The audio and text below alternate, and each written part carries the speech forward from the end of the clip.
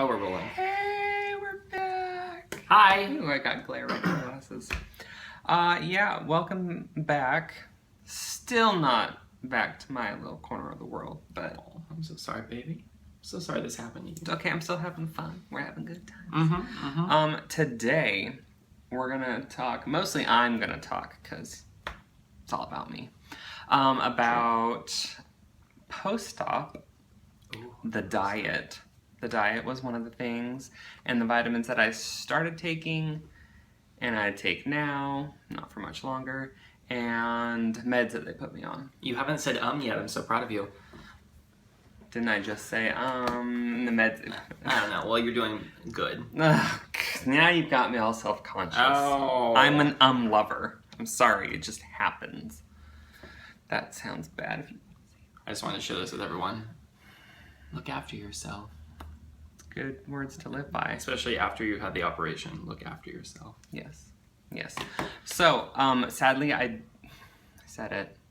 Sadly, I do not have stats because I'm still at the hotel, and I did go down to the gym, witness, to weigh myself. And so I got on the scale, and it went from 199 to 224. Just up and down constantly. It was very much like The Biggest Loser. Yes, and then he got on the scale and it's all 170. And I was like, well, okay, maybe there was a little thing happening, so I did again, 199, 224, 170. So yeah, I don't have stats for you guys, sorry. Moving on to what happened right after my surgery. So basically, I was home, and after his help, he had taken off. Hey. See, you just threw me off with the whole chair moving thing. Oh my god. I can only do one thing at a time. Oh, You didn't even have to do that. I did it. I know, but the whole field of vision changed. Oh my gosh. You're okay. Look after yourself. Alright, so I got home. He left, and then I started walking on the treadmill. Just like 10 to 15 minutes at a time, 2 to 3 times a day, just to get my walks in. And maybe that's why I didn't have the gas shoulder, like the gas pain. Because you were so active? Yes, so active. That makes sense. Oh my god, it is such a challenge. It is such a challenge. You're fine. Okay, so anyway, for sleeping, I had to, okay, so they wanted me to put 3 to 6 inches, like blocks, wooden blocks, under the top of my bed. So weird. Well, it's to help with the acid reflux. So it elevates your head, basically, so you're not... Yeah, so you're sleeping on a little bit of an angle, so like kind of... Who's gonna do that, really? Like, who's gonna put that under your bed? If you had just like a metal frame, not a big deal, but I have like a whole wooden frame No one bed, does that. and I didn't want to do that. Well, it would have been much easier to sleep, that's for sure. Did you say sleep in your Boeing chair? That's what they should have said. No, lots of people sleep in recliners. They don't have a recliner. That would have been nice. Whatever. So I didn't do that because I didn't want to break my frame.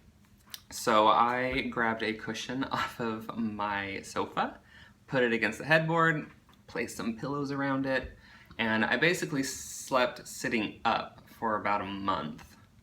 Just like casually leaning back, and I'd be like, ow. I would fall asleep. So is that a recommendation you have for everyone?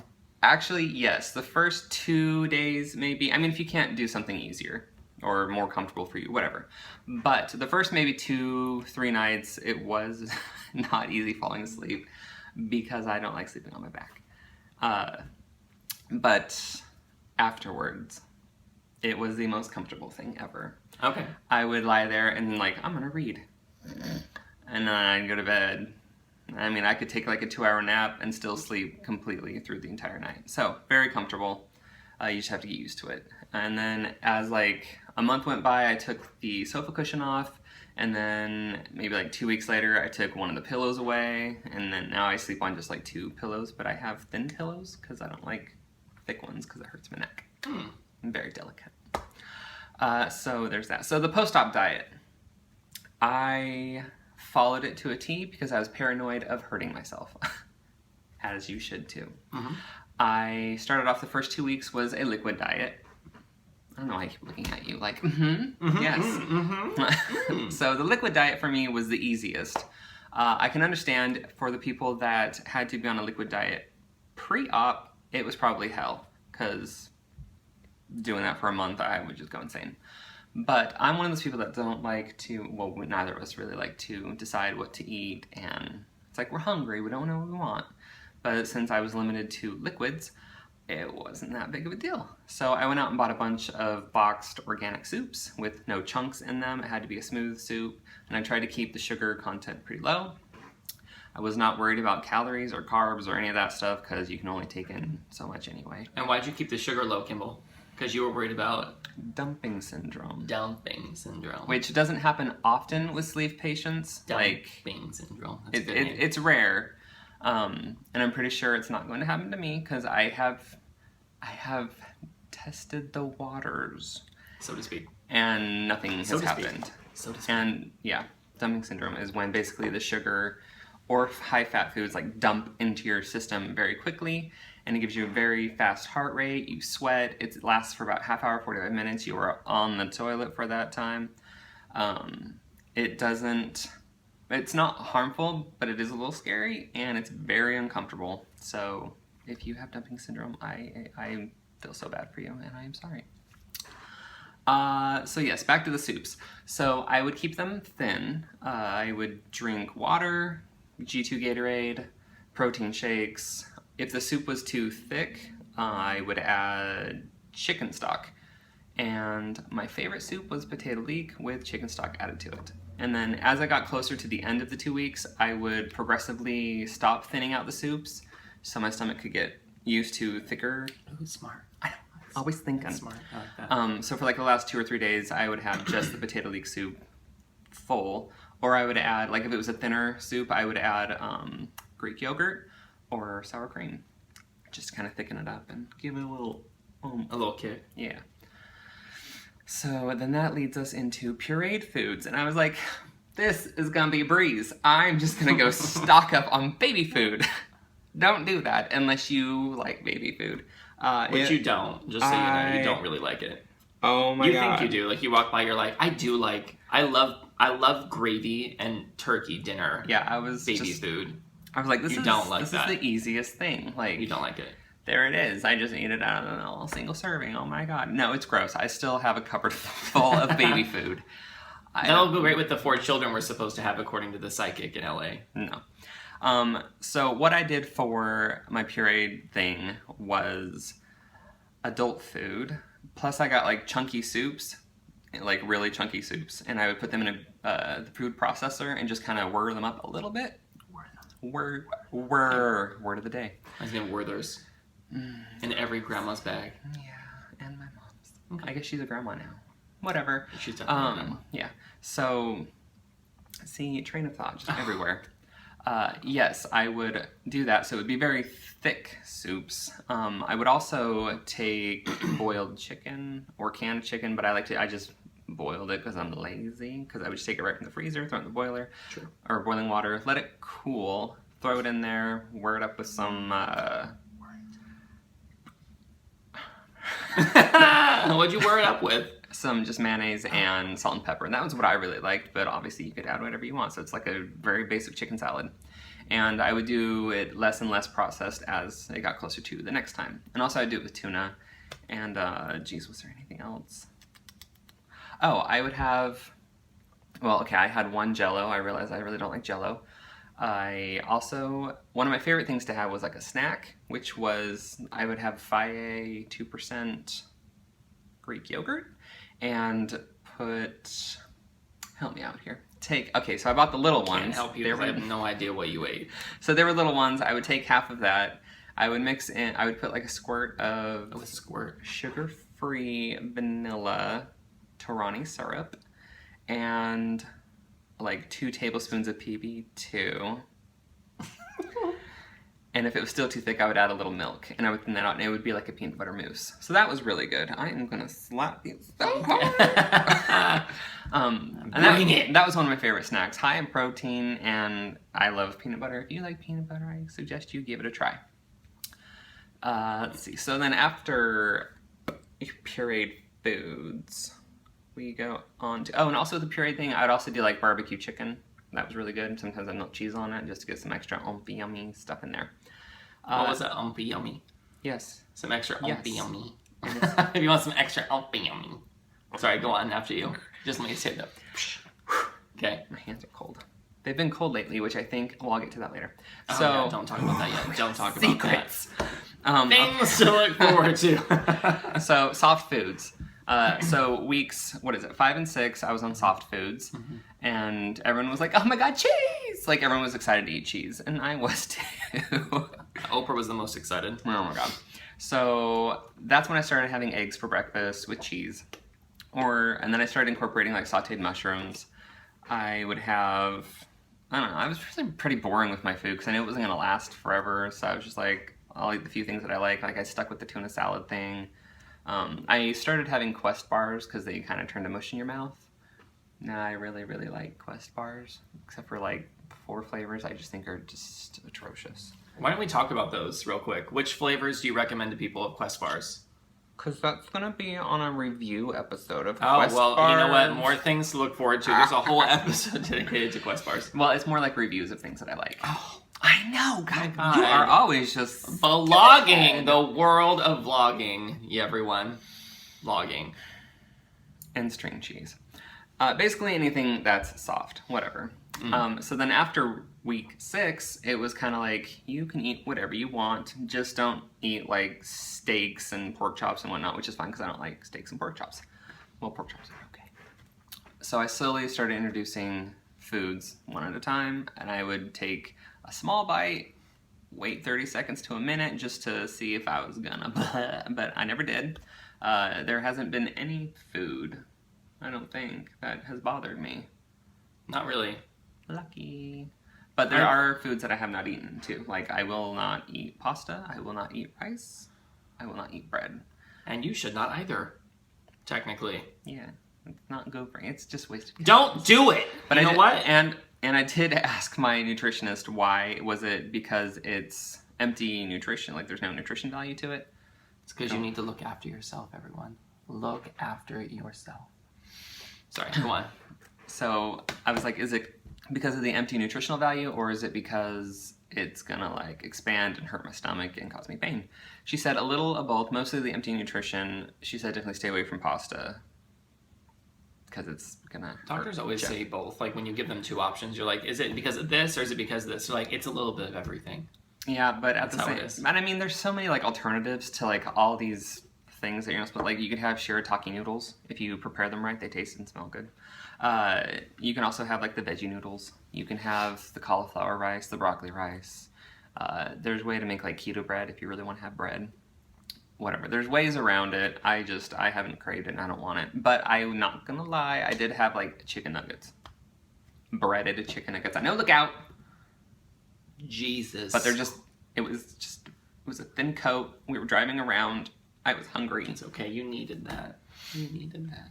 And it was only when I'm visiting him. I don't Right, have I that. know. I'm just like the bearer of everything bad for you. Well, no, it's because we go out for like hours at a time, and True that. yes. So, oh, and yeah, I don't really have sugary things like things that have real sugar. I have a lot of fake sugar goodness. You know what I was really curious about? What are you really curious about? What about all your vitamins and meds? He's looking at my notes. What? That's what he's doing. He is looking at my notes. What about like after about a month off of your HCTZ? Okay, well, if you can't say it right, don't say it at all. HCT. 2? Hydrochlorothiazide. Oh, Z. Gotcha, yeah. Anyway, let's talk about my vitamins and meds. Okay, good. I'm so Oh excited. my god, I'm so great excited. segue. Thank you. Real smooth. So after about a month, my personal doctor took me off of the hydrochlorothiazide, which was for my high blood pressure. And it was just a diuretic, so it wasn't like, wow, exciting. But he also cut my blood pressure medication in half. And I'm like, dude, in 1 month, I'm taking half the amount I was. Like, that is amazing. So my biggest reason for doing the weight loss surgery was to get off my blood pressure medication. Because when you forget to take it, it's a little scary. And I don't like living that risk. Anyway. What? Your face was funny. Go on. Okay, they wanted me to wait 2 weeks to start my vitamins. So I ordered the Bariatric Advantage French Vanilla Multi-Chewable. So good. So the first night, I think I had you take one too. And I was like, totally. I could take 2 of these a day. No problem. Morning and night. Yum. It's a little snack. What was the flavor? French vanilla. French vanilla. Oh. How long was that supply? 3 months. 3 months. So just a note to everyone, don't order 3 months of anything unless you know you like it. Because what are you still taking? I have to take it for 3-4 more days. Oh, so good. And French vanilla. It is now a chore. It tastes like a sugar cube dipped in vanilla extract, surrounded in honey and candy corn. Like, it is so sweet. Ugh. So I chase it with something savory. I usually toss like a piece or 2 of beef jerky in after it, which is kind of gross because it's like sweet beef jerky, but whatever. Anything to get that flavor out your mouth. Yes, and if you have it and then have like something sweet, like I took one and I was like, oh, I'm just going to drink a protein shake afterwards. Anything sweet, the sweetness is completely gone. My protein shake tasted like cardboard and protein powder. It was so disgusting. And my coffee tasted like the most bitter coffee in the world. Like, it just ruins the sweetness of everything. Cheers to that 3 months of hell for you. When were you going to stop drinking soda? I don't know, like months ago. Okay. So yeah, just make sure you really like the vitamins, or get capsules or gummies or whatever. I don't know if gummies are great, but whatever. My new ones coming in are from a company called Opurity, and they're the same people that have like the Undri protein powders and stuff, and that's supposed to be here on Friday. And even if they get gross, I only have to take 1 a day. And I think it's a berry flavor or an orange flavor, I don't know. Whatever. It's only 1 a day, I can handle it. Okay, people. So now, I take my multivitamin in the morning. I take a probiotic, which I've been on forever because I have digestive issues. I take... How have your digestive issues been since you did the surgery? Amazing. Let's talk about that in another episode. Oh my god, you guys, things to look forward to. Oh my god. And then in the evening I take... I take biotin just because, you know, I like my hair. And my hair started falling out like a little bit before... That's a different episode. Don't before be the talking surgery. about that. Before the surgery. Don't be talking about that. So that's not like, whatever. Also, medications they had me on was omeprazole, I think is what it was called. It's like a home appraisal. Home appraisal. Oh my god, Sorry. nerd. It was for acid reflux. It just kind of stopped, or like lowered the production of acid in my stomach. And I took that for 2 months. I'm done with that. And I haven't had any problems with acid reflux. I never have. Oh my god. Sorry, go on. It's never been a thing with me. Hopefully it won't start up. Also, they have me on Urcidiol, I think.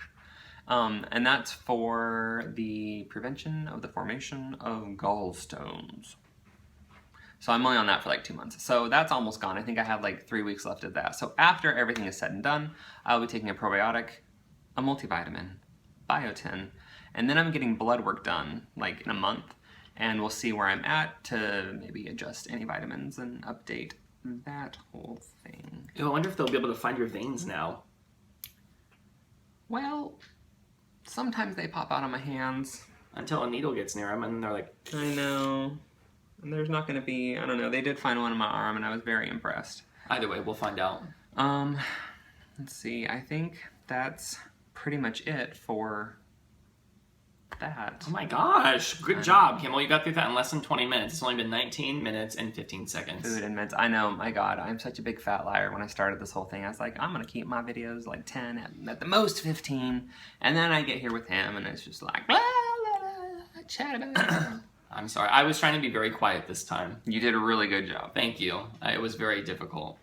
If you know me, you know it's very difficult for me to not talk. Do you have any questions? Maybe something I left out? What is the one thing that you want people to take away from this? There's a lot of information you just gave. Like, if you were going to have them take away something, what do you want them to know? Make sure you like your vitamin. Okay. Make sure you like your vitamin, people. I I'm like, all I did was talk about food and vitamins. What else? Is it easier than you thought it was going to be? For me, yes. I think people that have a pre-op diet, probably more difficult.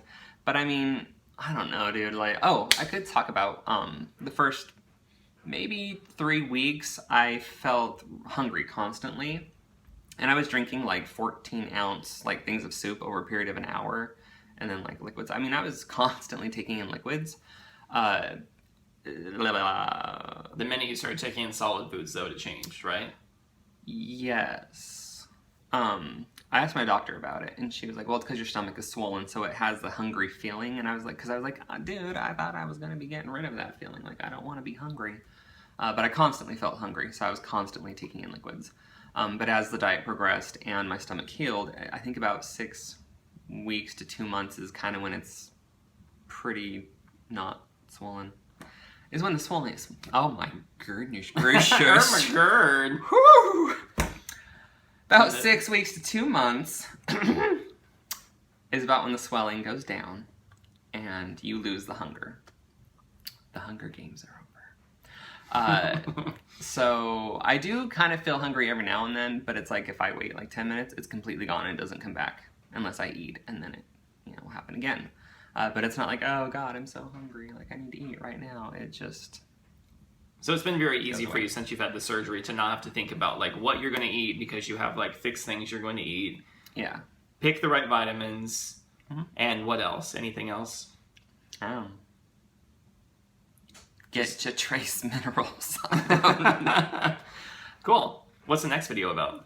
The next one, did I even write it down? I don't think so. I didn't write it down. It's kind of like open now. It's a little more open. This is good. Like, it's getting a little more current. I may not have to have so many stinking notes because, oh my God, I'm sitting there like trying to remember everything.